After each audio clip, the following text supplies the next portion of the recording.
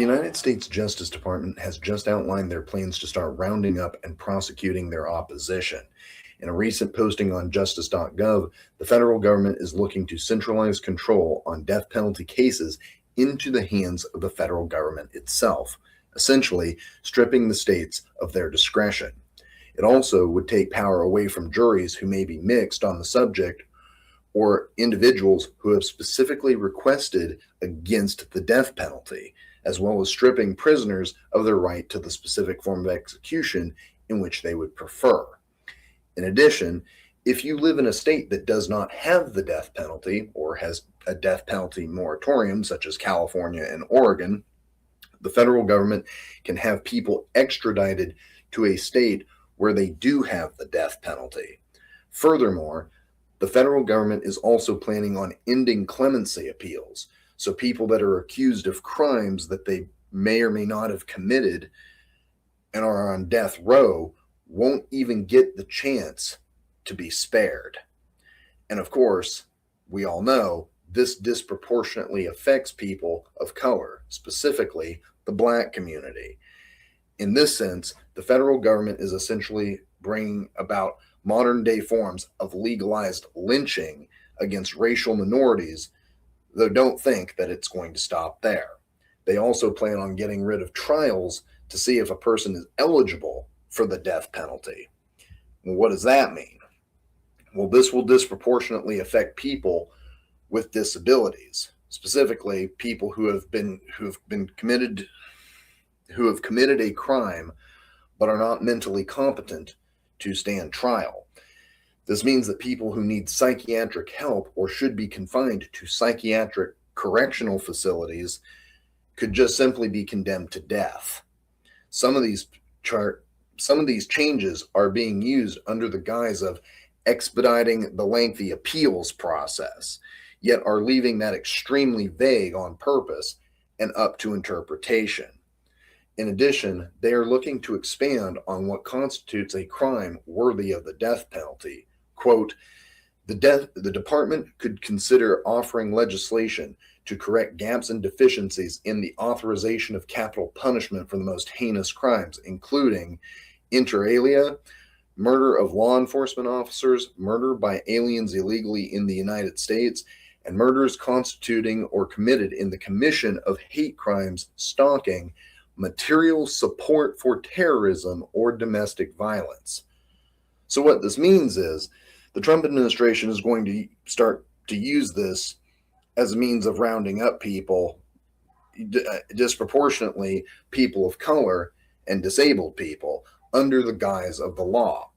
But furthermore, they are looking to prosecute people who kill cops or provide material support for terrorism.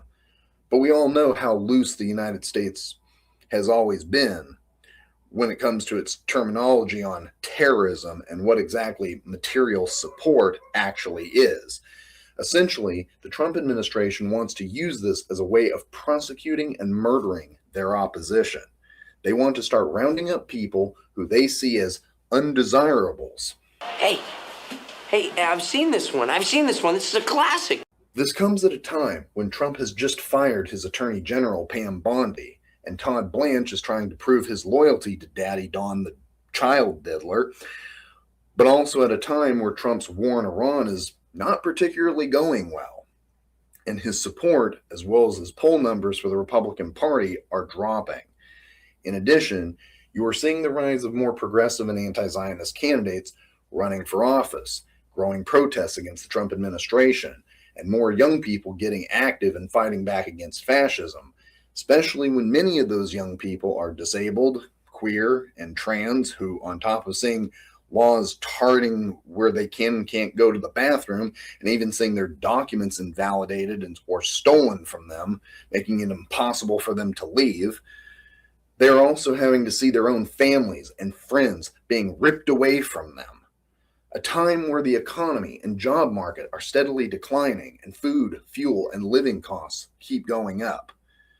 This also comes after the Supreme Court ruled to weaken the Voting Rights Act of 1965 at the end of April 2026, and as Republicans desperately try to rig elections in an attempt to try to prevent people from voting.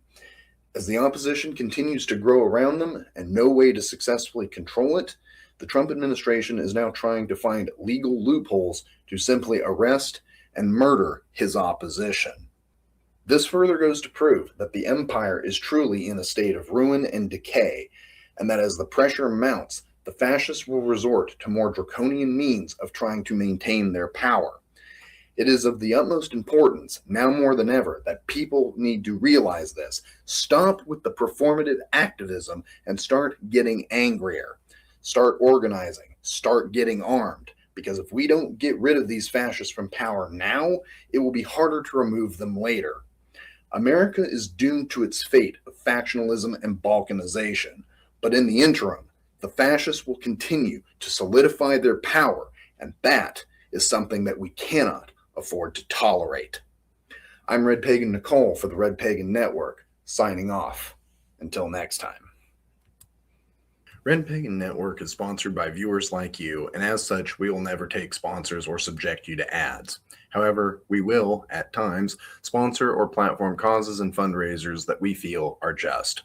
Right now, we are sponsoring a GoFundMe to get a trans comrade out of the state of Kansas, where ID revocations are making life unbearable for the trans community there. One such person affected by this is Comrade Bunny. Red Pagan Network, in collaboration with the Trans Power Party and its Trans Underground Railroad Network, or TURN, is asking for donations to help get Comrade Bunny out of Kansas. Just a few bucks really helps out. If you can't give money, a simple share to social media and to IRL friends also helps out.